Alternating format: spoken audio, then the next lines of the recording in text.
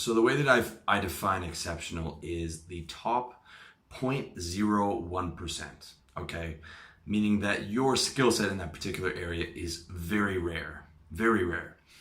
My site is geared towards getting you or talking to guys who are in the top 1%, which is hard enough already, okay? Top 1% is hard enough already. 99% of people are not going to start a business, okay? So I'm not even talking to them. Just to get, when I advocate the service-based business and to make six figures, that's top 1%, all right? And that's hard enough as it is.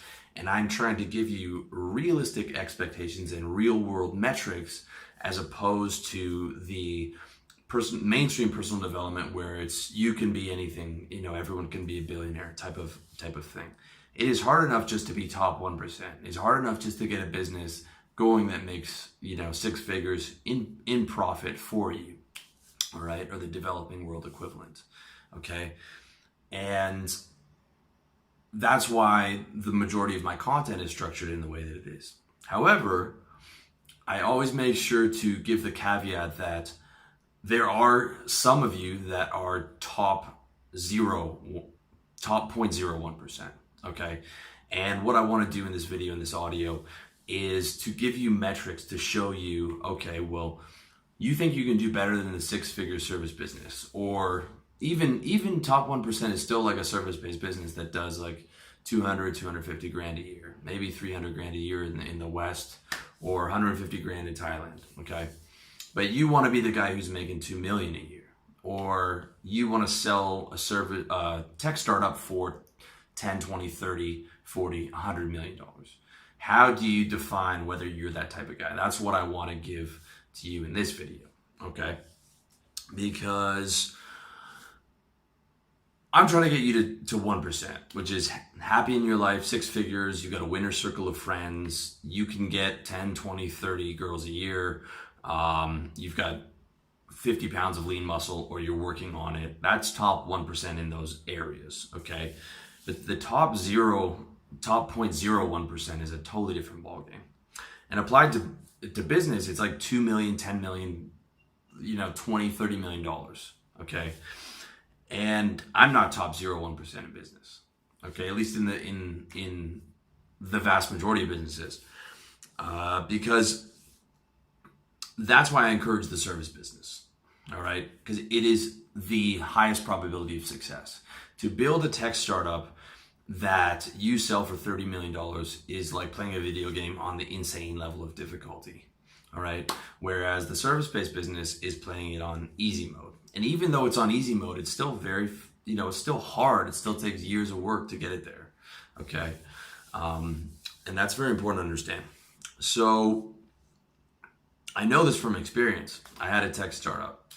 It was a flop. However, we almost got bought out. We had a verbal agreement by a Canadian media company. Our business advisor said it's probably going to be $2 to $3 million.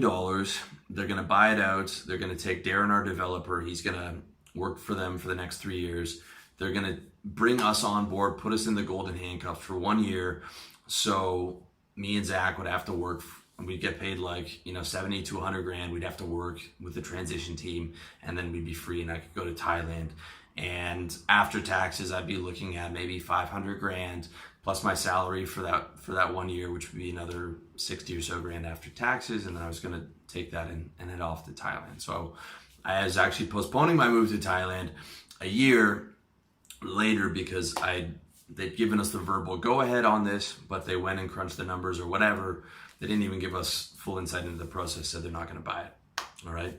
And what happened was Darren, our developer, went MIA after that. He was exceptionally smart.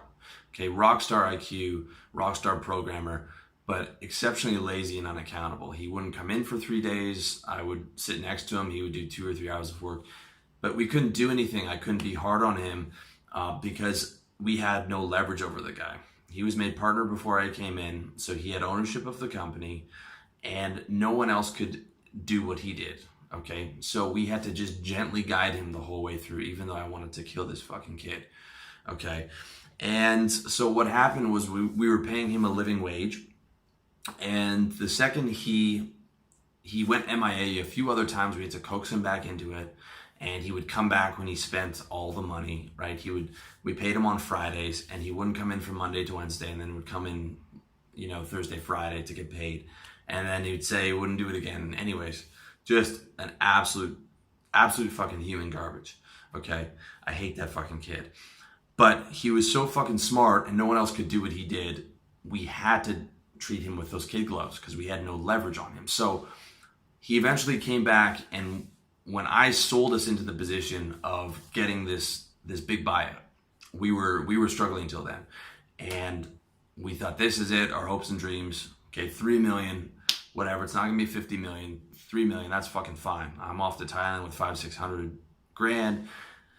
Darren comes back, he's working full time. When he hears that we don't get bought out, he's gone that fucking day. And we're left with this code, which is a mess. No one can make sense of what he did, because you can't just hire a programmer and have them be on Darren's level, because the kid was a rock star. And basically what he did was he went and took a job making 70 grand. Okay. This kid had $1 billion brain. He was exceptional. He was a top 0.1%, the kind of guy who should be making $10 million. All he had to do was just try again with another business, or maybe one more after that. And within 3 years, the kid would have been easily a millionaire. He went off and took a $70,000 fucking job, which was less than what I was making in sales. And this kid had the $1 billion brain, okay? Because he was exceptional in his intelligence, but his work ethic was well below exceptional. It was horrendous. Accountability, horrendous. And integrity, character, absolutely fucking horrendous. And there's no way that kid should have been working a job and making 70 grand, but that's what he chose, okay? And tech startup is very fucking hard to do. There was no one in my incubator, and yes, I was in an incubator, who got bought out, except for one company in the couple years that we were there, and the 2 or 3 years before when the incubator was starting. From what I heard, one company got bought out, and it was $500,000, and it was an acqui-hire, because they really just wanted the rockstar developer. So they bought the company out. The technology was a little bit useful, but it was mainly to get that rockstar developer on board and working for them. And these guys were at it for 2.5 years. 500 grand between the three of them after taxes is fucking garbage. Okay, it's garbage. It's less than they would have made at any type of coding job. All right, so the success rate is exceptionally low, even if these guys are smart. Like, all the guys in the incubator were fucking smart.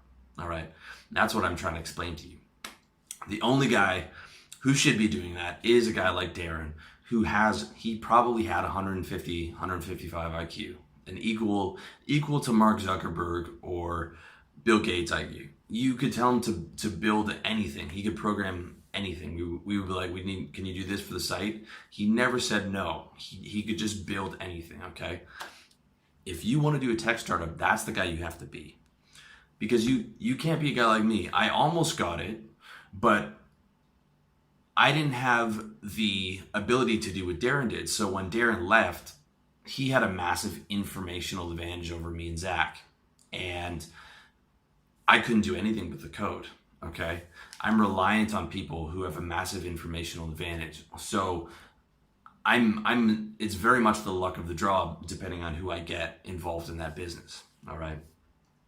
If you really want to go into that tech business, you have to be able to fucking code. You can't just be a savvy business guy. You have to be both. Okay, you have to have the business IQ, you have to have the coding IQ and the rockstar development. You have to have the work ethic. You have to have the political skills, right? You look at Mark Zuckerberg, he had all those things. He could negotiate with hedge fund managers. He had an insane work ethic. He was a rockstar coder with an IQ of 160, and all those different variables together. You really, really have to be exceptional to do that, okay? And I'm not exceptional enough. I shouldn't have been involved in that business, but I learned from it. But what I'm trying to express to you is you have to be fucking exceptional if you want to go that route. All right, if you want to go that route.